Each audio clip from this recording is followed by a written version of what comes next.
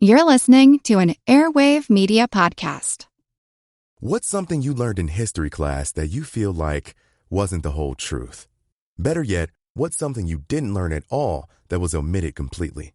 That's what I like to call redacted history. My name is Andre White, the host of the Redacted History Podcast, the place where history's forgotten events, heroes, and villains get their story told, one episode at a time. The Redacted History Podcast. Real history never dies. Stream the Redacted History Podcast on Apple Podcasts, Spotify, or wherever else you get your podcasts.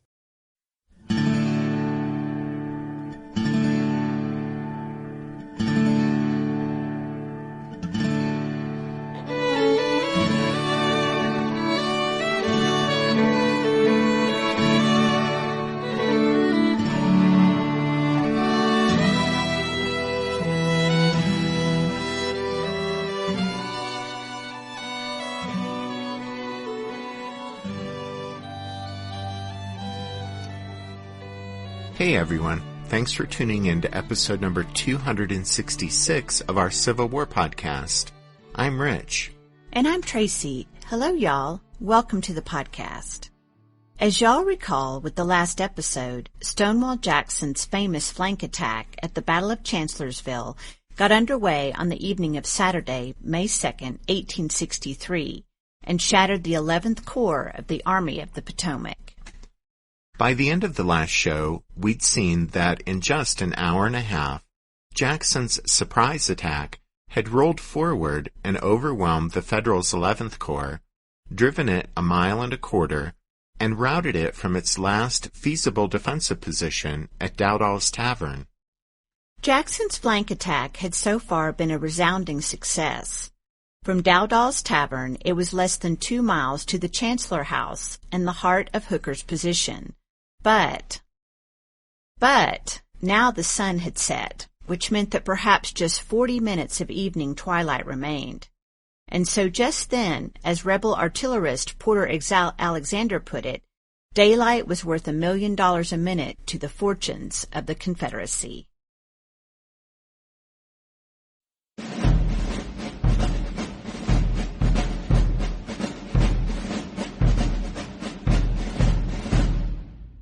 In his book, Chancellorsville, 1863, The Souls of the Brave, Ernest Ferguson writes, "The thickness of the forest, some trick of the breeze, kept the sound of the fighting from the ears of Joe Hooker at Chancellorsville.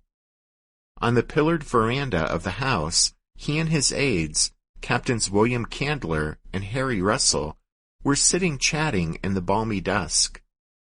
Occasionally they heard noise from the other direction, where Lee was jabbing at the Union lines.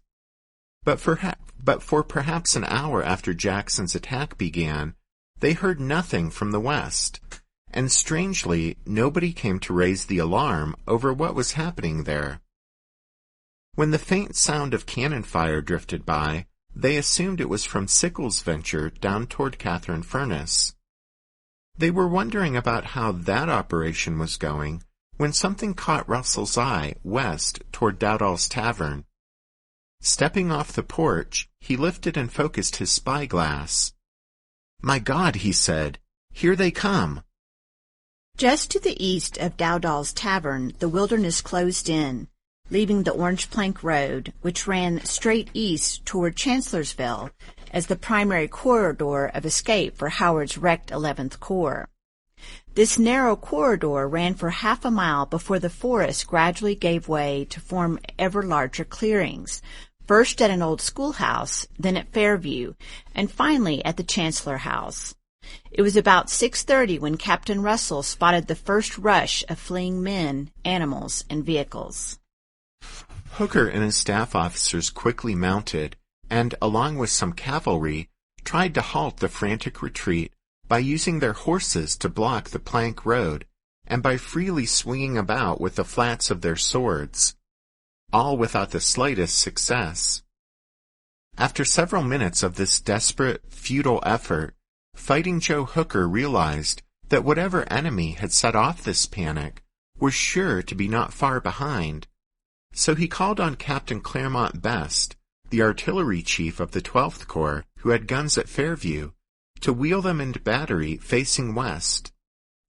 For infantry, he turned to the only troops left in reserve near the Chancellor House, Hiram Berry's division of the 3rd Corps.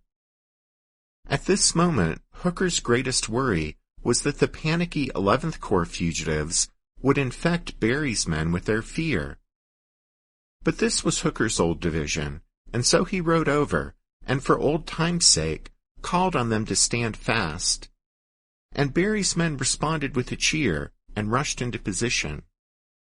In his book on Chancellorsville, Stephen Sears writes that, quote, "The crushing of the 11th Corps did not entirely become the skedaddle the newspapers would report. There were regiments and parts of regiments that went back in decent enough order, under officers' control, then took up defensive positions in the rear as ordered. Yet for each of these stories there was another story, or 2 or 3 stories, of utter demoralization and uncontrollable panic. Rushing into the Chancellorsville clearing, panicked men surged northward over every byway, crying out for directions to the bridges and safety across the river. Old-timers, seeing this flight who had served on the frontier, were reminded of cattle and buffalo stampedes. To others it seemed the blind flight of sheep." After the battle, men in the other corps would delight in telling stories of frightened Germans, eager to put the river between them and the oncoming rebels, running by officers trying to block their way and yelling, "Wo ist der Pontoon?" which means, "Where is the pontoon?" Right. So the next time you're visiting the Chancellorsville battlefield, if you want to add a touch of historical realism to the experience, you can go running full tilt past a tour group yelling, "Wo ist der Pontoon? Wo ist der Pontoon?" Rich. Okay. All right. At any rate, later, when account of the 11th Corps survivors could be made, it was found that of the nearly 11,000 men in line when Jackson's flank attack struck, just over 2,400 were casualties. The Confederate assault was so sudden and overwhelming that nearly 1,000 of that number were captured. 9 guns were lost. The rebel attackers are thought to have lost about 800 men.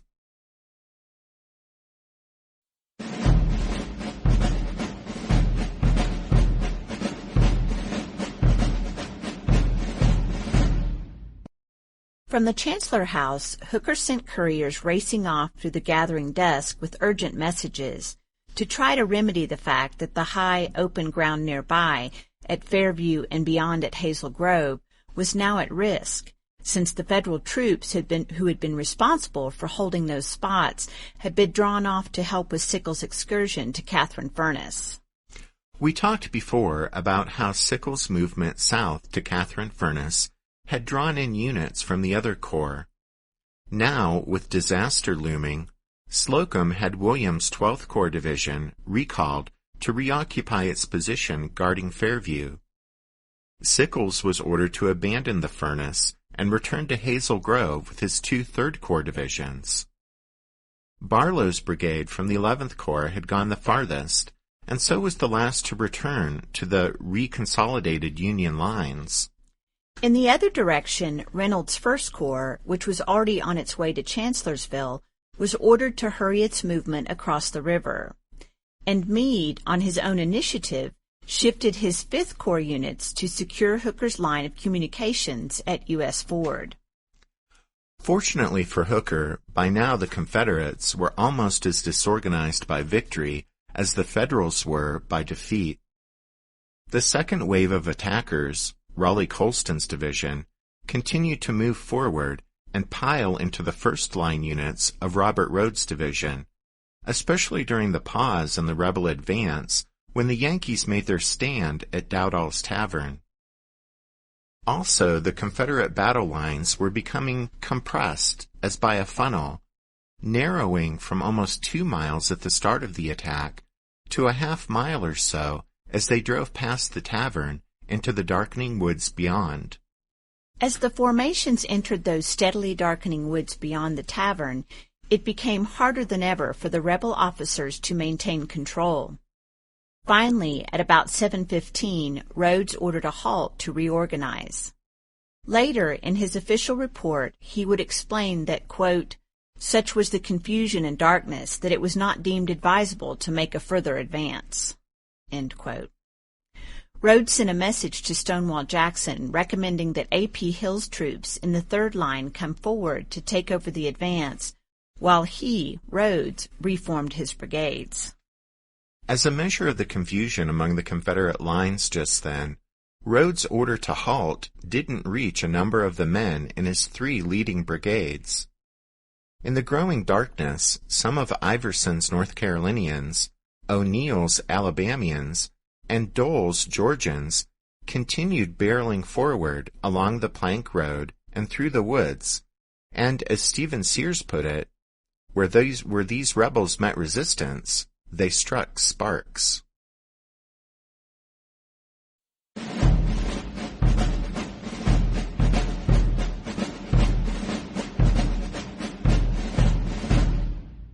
Third Corps Commander Dan Sickles, as he had slashed at the tail end of Stonewall Jackson's column at Catherine Furnace, had sent for Union cavalry to join in the expected pursuit of the supposedly retreating rebel army.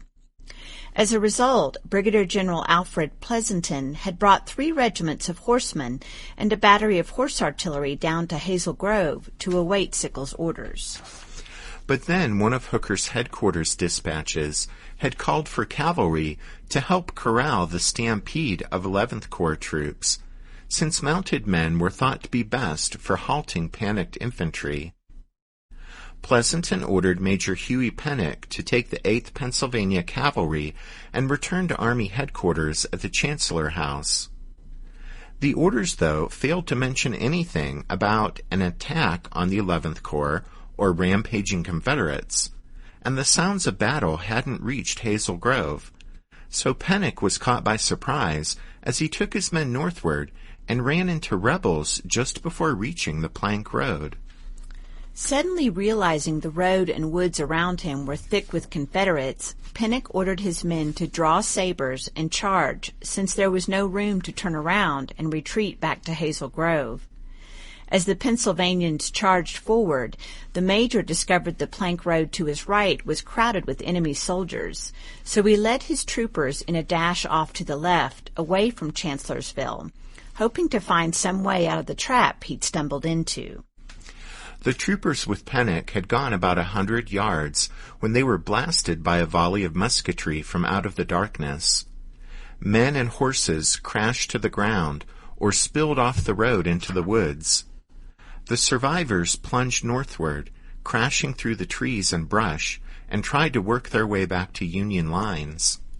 The companies of horsemen that had been trailing behind Pennock when he galloped off in his ill-fated charge to the left never reached the plank road, but instead they turned off into the dark woods to their right and eventually reached safety at Fairview.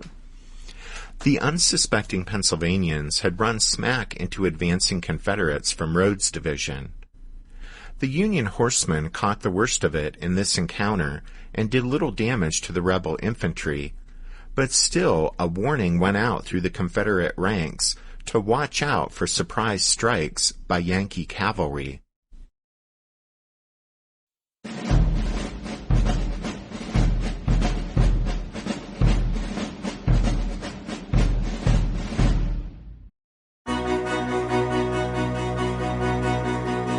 History never says goodbye. It just says, see you later. Edward Galeano was right when he said that. Events keep happening over and over again in some form. And that's the reason I produced the podcast, My History Can Beat Up Your Politics. What is it? We take stories of history and apply them to the events of today to help you, perhaps, understand them better. We are also part of Airwave Media Network. I've been doing the program since 2006. That's a long time, and the show has a long name. My History Can Beat Up Your Politics. Find me wherever you get podcasts.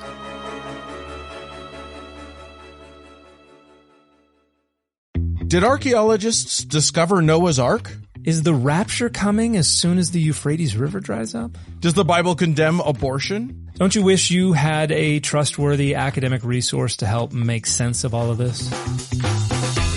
Well, I'm Dan Beecher, and he's award-winning Bible scholar and TikTok sensation Dr. Dan McClellan, and we want to invite you to the Data Over Dogma podcast, where our mission is to increase public access to the academic study of the Bible and religion, and also to combat the spread of misinformation about the same. But, in a fun way. Every week we tackle fascinating topics, we go back to source materials in their original languages, and we interview top scholars in the field. So whether you're a devout believer, or you're just interested in a clear-eyed, deeply informed look at one of the most influential books of all time, we think you're going to love the Data Over Dogma podcast. Wherever you subscribe to awesome shows. Besides the chaotic combat between the Pennsylvania cavalry and rebel infantry, there was also another confused dust-up in the darkness between marching and counter-marching Union infantry from the 3rd Corps and 12th Corps, as well as some federal cannon at Hazel Grove, while the rebels involved were from Dole's brigade, mostly from the 4th Georgia. The Federals involved in this incident would make much of this fighting, and each party would claim to have single-handedly stopped Stonewall Jackson's attack that night. But in truth, the Georgians, who only numbered perhaps 200 men, were scouting ahead on their own and were tired and hungry, and more than happy to pull back when they ran into these Yankees in the darkness. It was now 8 o'clock, and the only light in the sky was coming from the moon. On this night, it was 1 day short of full, and the sky was clear, and so in the clearings around Chancellorsville, there would be visibility through the night. In the dense woods, however, the visibility was sketchy at best, and the gloomy shadows played tricks on the minds of the jumpy soldiers on both sides. As one of the Federal Division commanders, Alpheus Williams, put it, with the almost full moon rising in the sky, there was, quote, just enough of its light to make darkness visible. Under Hooker's direction, the Federals were patching together a new line. At Hazel Grove to the south, it was anchored by a powerful grouping of artillery, 5 3rd Corps batteries and 1 horse artillery battery, 34 guns in all. Behind these guns, or coming up, were Sickles' 2 divisions, under Birney and Whipple, that had been down at Catherine Furnace.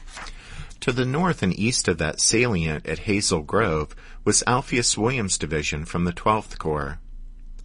A mix of Howard's more steadfast 11th Corps troops was near the Plank Road. North of the road were Berry's 2 3rd Corps brigades, and in support a brigade from the 2nd Corps. The point where this patchwork line crossed the Plank Road was 3/4 of a mile west of the Chancellor House. Then at Fairview there was a second powerful array of Federal artillery under the command of Captain Best, 7 batteries from 3 different corps, 37 pieces in total. Meanwhile, Stonewall Jackson wasn't deterred in the least by the disorganization of his command, or by the darkness, or by the stiffening Yankee resistance. To him, an enemy on the run must be kept on the run. And so he sent staff officers off with orders to sort out the disorder, and from Dowdall's Tavern he went forward himself, constantly calling out, "Get into line! Men, get into line!" Stonewall's intent was unchanged.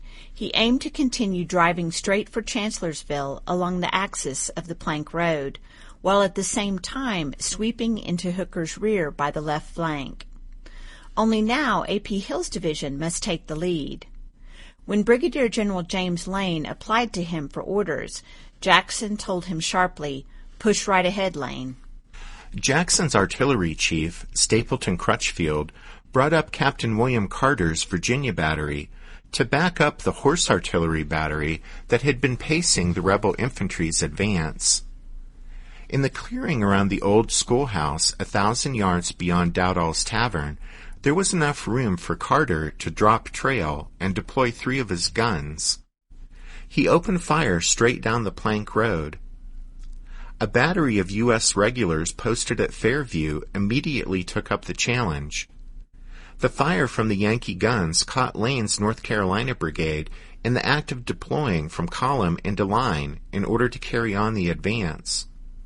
The rebel soldiers dove into the woods along the margins of the road, and Lane sent word to Carter that if Carter's guns would cease firing, he thought the enemy's would too. Then he could continue his movement. Soon enough, as Lane predicted, the guns fell silent, and his brigade resumed its deployment. Lane arranged his brigade with 2 regiments north of the Plank Road and 2 to the south, with his 5th Regiment advanced as skirmishers. As he was posting his right-hand troops, Lane was presented with a Yankee officer sent back by the rebel skirmish line. The man had been waving a white handkerchief on a stick and calling out in the darkness, asking whose troops these might be. When the Confederate skirmishers captured the officer, Lieutenant Colonel Levi Smith of the 128th Pennsylvania, he was indignant that his flag of truce wasn't honored. When a small detachment from the 7th North Carolina under Lieutenant James E. Mack was sent forward to investigate, it returned with an additional 198 prisoners from the 128th Pennsylvania. According to General Lane, they, quote, had thrown down their arms and surrendered on representation made to them by EMAC, end quote. The representation, or claim by EMAC, was that Stonewall Jackson had surrounded them. Yeah, in any case, although Lane's North Carolinians had the best of this particular encounter, theirs wasn't a comfortable or secure position in the deeply shadowed woods. Lane's 37th and 7th North Carolina were posted in line south of the Plank Road. The line extended north of the road by the 18th and 28th North Carolina. The 33rd North Carolina remained out in front on the skirmish line. Word had already been passed around to beware of surprise strikes by Yankee cavalry, and now this encounter with the 128th Pennsylvania made it clear Federal infantry was right close by. Here and there among the trees there were continuous bursts of fire. Jim Lane later explained how, quote, when I gave my orders, I cautioned all of my regimental commanders to keep a bright lookout, as we were in front of everything and would soon be ordered forward to make a night attack. Stonewall Jackson rode forward on the Plank Road toward the front. At the old schoolhouse where Carter's battery was posted, he met up with A.P. Hill and some of that general's staff. Jackson asked Hill how soon he would be ready to advance, and Hill responded that it would be just a few minutes, as soon as he finished relieving Rhodes' troops. Then, leaving Hill to follow, Stonewall rode on up the Plank Road to do some personal reconnaissance. After cutting over to an old logging road, known as the Mountain Road, Stonewall was past Lane's line of North Carolinians. All that was ahead of him now was the rebel skirmish line, and then the enemy. The little party was about halfway between Lane's line of battle and his skirmishers when one of Jackson's staff officers, Sandy Pendleton, worked up the nerve to ask, "General, don't you think this is the wrong place for you?" Stonewall answered, "The danger is over. The enemy is routed. Go back and tell A.P. Hill to press right on."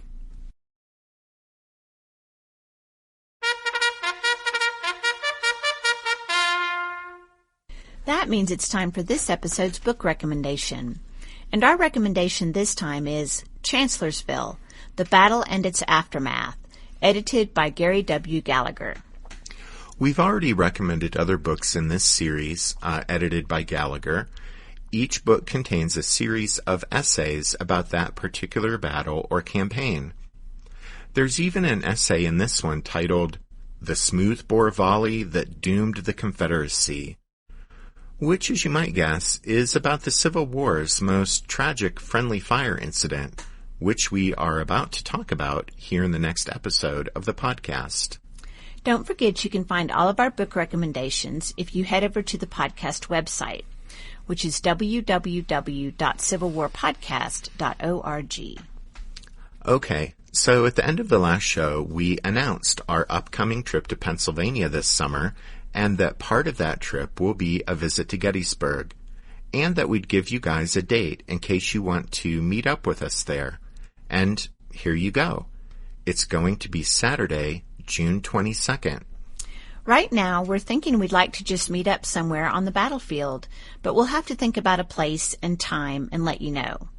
But for now, if you want to circle June 22nd on your calendar, well, we'll see you at Gettysburg. Then, as we wrap up this episode, we want to give a shout-out to the newest members of the Strawfoot Brigade: Dan, Ken, Vanessa, Kenny, Tim, and Larry. And we also want to thank Dave down in New Zealand, Jack, and Andrew for their recent donations to the podcast. Thanks for listening to this episode of The Civil War, 1861 to 1865, a history podcast. Rich and I do hope that you'll join us again next time when we'll continue with the story of the Battle of Chancellorsville. But until then, take care. Thanks, everyone. Bye.